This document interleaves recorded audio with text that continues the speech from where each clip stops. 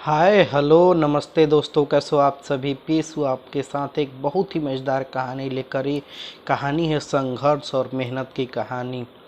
तो चलिए शुरू करते हैं इस कहानी को।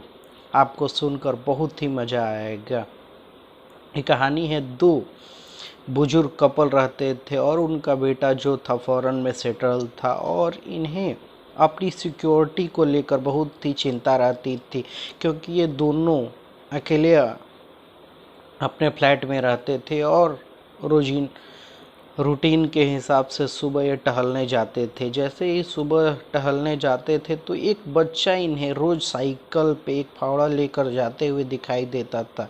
इनका क्योंकि रोज़ का रूटीन था, तो ये सुबह उठकर वॉक करने के लिए पास के गार्डन में जाते थे, तो वहाँ देखते थे कि रोज़ बच्चा जा रहा है। इनके मन में बहुत ही उत्सुकता जगती थी कि ये बच्चा कोई गलत काम तो नहीं करता है, क्या करता है ये सुबह रोज़ फावड़ा लेकर जाता है। तो इन्होंने अपने पति से पूछा कि क्यों ना हम एक बार इसे फॉलो करते हैं और देखते हैं कि आखिर ये करता क्या है।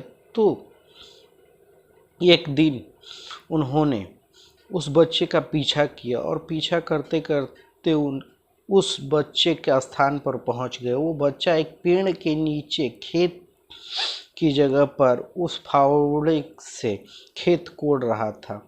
लेकिन उस खेत कोड़ने की कोई वजह नहीं थी, क्योंकि वहाँ पे कोई भी फसल नहीं उग सकती थी।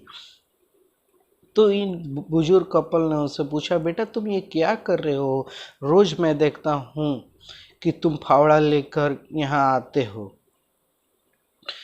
तो उस बच्चे ने बहुत ही प्यारा जवाब दिया, जी आंटी जी, मैं भी आपको रोज देखता हूँ वॉक करते हुए, और आपको मुझसे डरने की कोई ज़रूरत नहीं। मैं बहुत ही गरीब हूँ और मुझे कोई काम नहीं देता, और एक बाग में मुझे काम मिला है। तो उन्होंने बोला है कि 15 दिन के बाद आपको इंटरव्यू के लिए बुलाया जाएगा और उसमें आपको प्रैक्टिस करके दिखाना पड़ेगा। लेकिन मैंने कभी फावड़ा नहीं चलाया है, तो मैं इसकी प्रैक्टिस कर रहा हूँ।